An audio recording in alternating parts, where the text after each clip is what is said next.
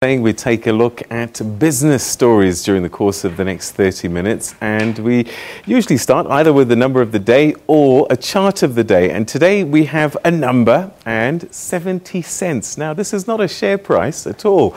What it is this is the current worst case scenario for our petrol price hike next month, and that's according to at least one economist.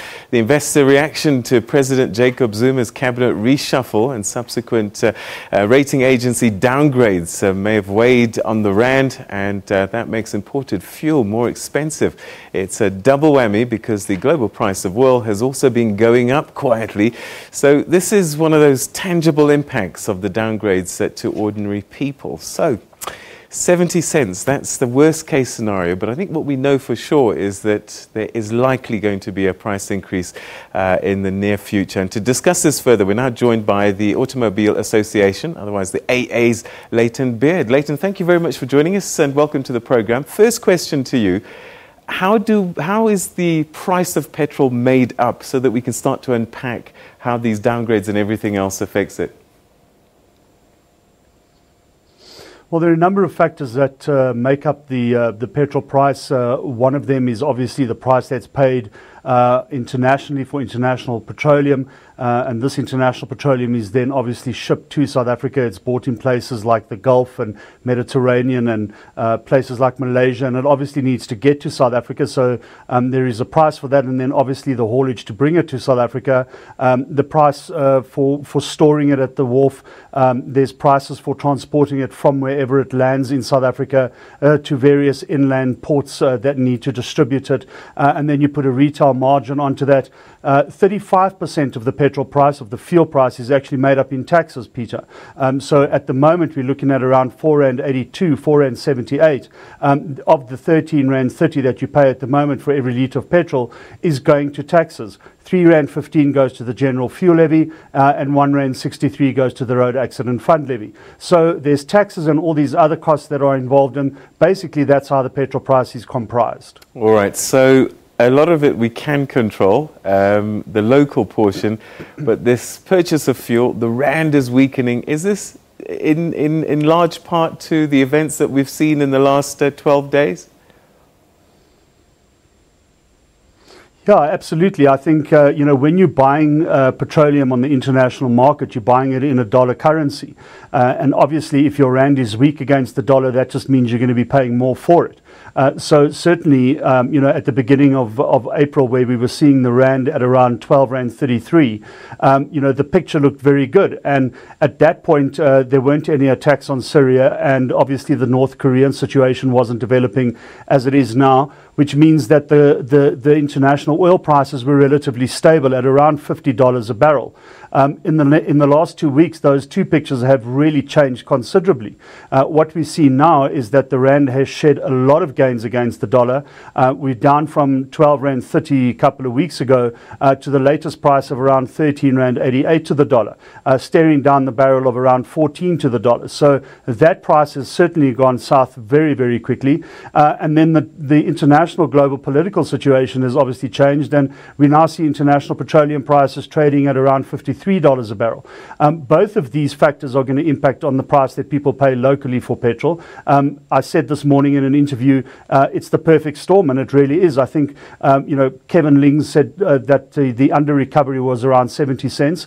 The Automobile Association hasn't made our calculations yet. We'll do that on Thursday when we issue our mid-month report. But at this stage, I think we are looking at a petrol price increase that is going to be rather significant in May. All right, so let's bring it home now. What does it mean for ordinary citizens across South Africa, and especially those that don't even drive cars? They're going to get hit with this as well.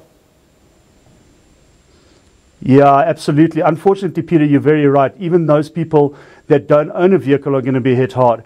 We may see an increase in public transport costs, in taxi costs, but then again, you have to consider people need to transport goods up from the coastal areas to the inland areas, and that is done via road freight. We're a very road freight reliant society, and obviously that is going to cost money, and if there's a petrol price increase, those retailers, those suppliers are going to have to pass that increase on to their consumers.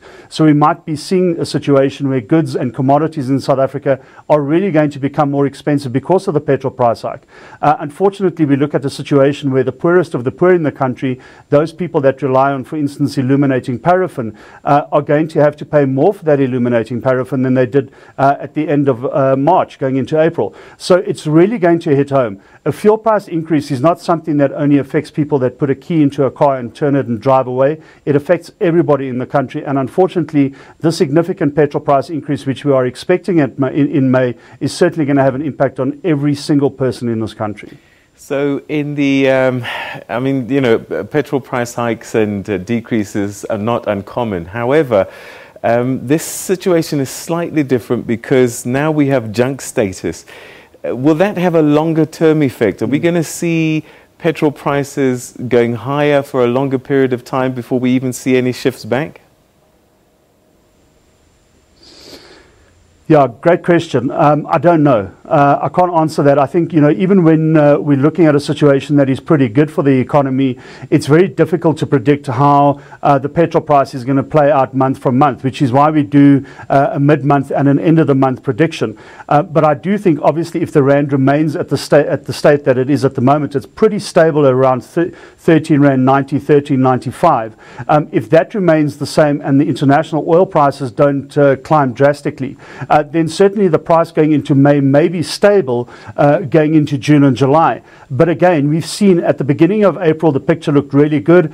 We were trading at 12 rand 30 to the dollar. And within a 2-week period, we've already seen that that's depreciated significantly. So if the situation stays the same, we'll have a significant increase going into May. If it doesn't change very much after that, it may stay the same. But, you know, depending on local developments, it may go up or down. There's a lot of factors to consider, not least of which the political situation in the country, which certainly has an impact on the rand's value against the dollar, and that may go either way. It may go up or it may go down, and depending on what happens with that, we'll see what happens going into June. All right, so that's where we're going to have to leave it. Layton Beard, thank you very much indeed for joining us this evening and sharing your insights with us. That's the AA's Layton Beard, and essentially saying in the short term, price of petrol is going to go up. Fasten your seatbelts. Unfortunately, we're going to have to pay the price for the geopolitical tensions both abroad and at home. In the meantime, the real impact of the downgrade